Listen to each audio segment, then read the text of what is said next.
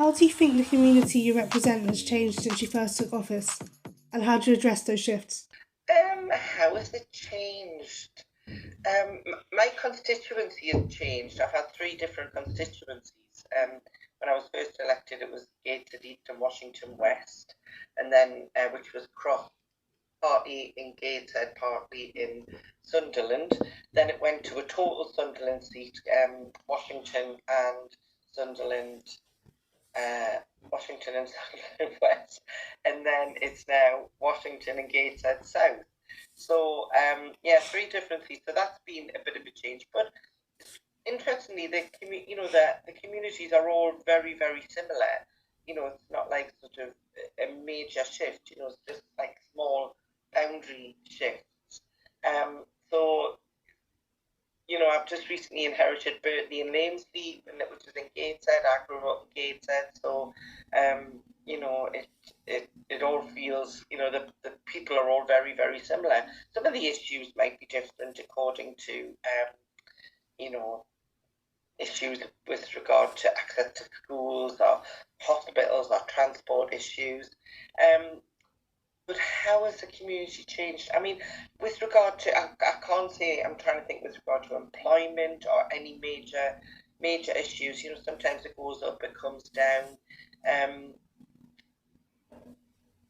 I'm trying to think if there's anything major. I'm hoping that there will be a major change soon. Something I've campaigned on since I was first elected 19 years ago was to bring the metro to Washington.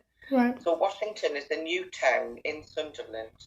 Um, you know, how old will it be? 50 years old, yeah, just over 50 years old as a new town. And the Tyne Wear Metro covers, most of, well, Tyne Wear, but the one place it doesn't come to is Washington. And Washington is the biggest town in the England that doesn't have a light rail system, access to a light rail system. So when I first was elected, I said I would campaign on bringing the metro to Washington. Now, some might say I failed because it's still not there, but we now have serious commitments that it is going to happen. It is going to come. The Mayor, Kim McGuinness of the North East Combined Authority, she's made a major commitment that she's going to ensure the metro comes to Washington. So has Nexus, the Passenger Transport Authority, and so has Louise Hay, the Transport Secretary of State.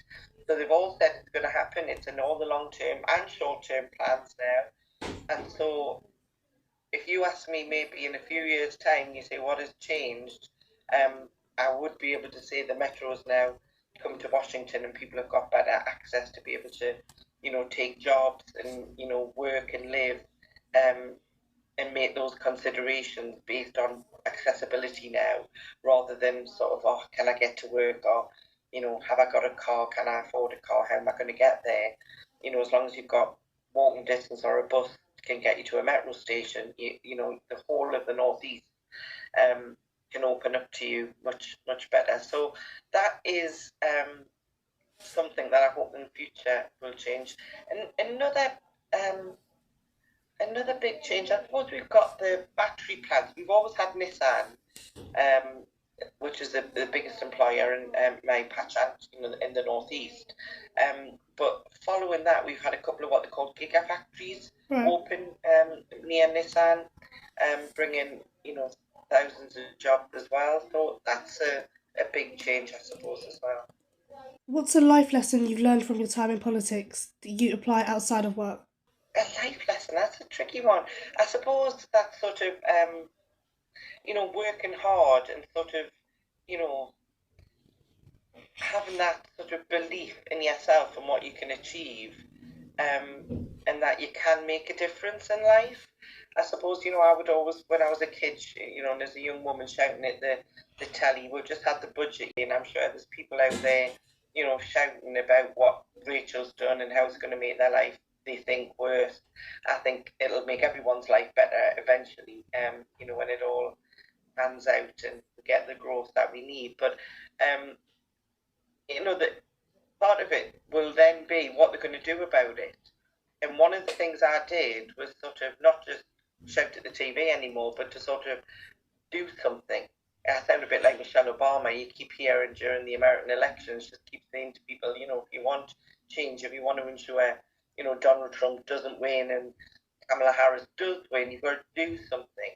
And I suppose that was the big life lesson, that I realised that you can do something. You can get up off the sofa and you can sort of, you know, try to make that change. And I did that by firstly joining a political party. For me, it was Labour, and then getting involved and just every day doing something that would take me closer to my goal. And my goal was to make the country a better place for my kids. And so I hope that, you know, that I did eventually do that, and I still every day get up and try and do that. And so that would be the life lesson, that actually if you do set your mind to trying to make a change, if you actually do something about it and not just talk about it or wish it would be so, that you can make things happen. So, how old were you when you joined Labour? Oh gosh, how old was I? Well, I had my kids. I was early 30s. I was probably 30, 31, 30 or 31. This is interesting. So I think I was 30, and then I was an MP by the time I was 39. So, you know, if I hadn't joined, if I hadn't done something, and joined the Labour Party and got active and, you know, went to meetings and volunteered for stuff, I wouldn't be where I am now. I wouldn't have become an MP. Were you intending to become an MP at the time? Absolutely not. No, I just wanted to not be in the 92 election before I had my children, 94, 95. So in 92, we lost the election, the general election. Neil Kinnock was the leader, John Major was the Prime Minister. Everyone thought Labour would win, and we lost. And all I'd done was watch it on the telly. Right. I wasn't a member, I hadn't joined, I didn't deliver a leaflet, I didn't knock on doors. I took the day off work on the Friday because I intended to stay up all night and watch the results and celebrate when we won, and we didn't win. And then I got busy with my life again, the children came along, and as it got to the 97, run up to 97, 96, yeah, so it was 96 when I joined, so I was 30. And so I joined because I thought, I am not sitting and watching us lose again. I'm going to do something. I'm going to join the party, and when I watch the results on election night in 97, I want to know I've done something to help, that I haven't just been an armchair, you know, participant. And, but at no point did I think in a million years that someone like me, from my background, would become an MP. MPs were all sort of far more accomplished, far more posh. You know, I'd all been to university. I haven't been to university. I went out to work at the age of 16, and, you know, I've worked ever since. So I didn't think that was an option open to me. But I joined when I was 30, and by the age of 39, I was an MP. So when I go into schools and I speak to kids, I always say, you know, don't think that, oh, well, I got into trouble, I haven't passed my exams. Don't think that means that you've got no hope for your future, because your future is in your hands, and at any point you can change your future. You can decide, right, my future is going to be different to what my present or my past is. So my present, and when I joined, my, you know, past had been, you know, a very meagre, impoverished childhood. My present was I was married and had a nice home. I had a good job, had a lovely husband, but I wanted the future to be better, mainly for my kids. But in seeking the better future for them, it gave a better future for me as well. So, and I hope that, you know, I've made a difference that's helped other people and other people's kids as well, not just my own. Well, I'm sure you've made huge differences. But on to the final question. Is there a hobby or interest that you'd like to pursue more if you had the time? Right, the passions I love. I love cooking. I love food, so I love cooking. But I also love traveling. You know, I love going to new places and seeing the world. And you know, I would say that's the biggest thing that I spend, you know, any disposable income on is, you know, lovely holidays, and going to, you know, nice restaurants and buying nice food to cook at home.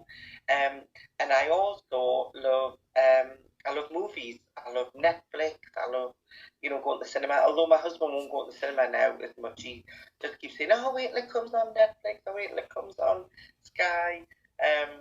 Yeah, he's not as tolerant as he was. About all the popcorn crunching and the noise in cinemas.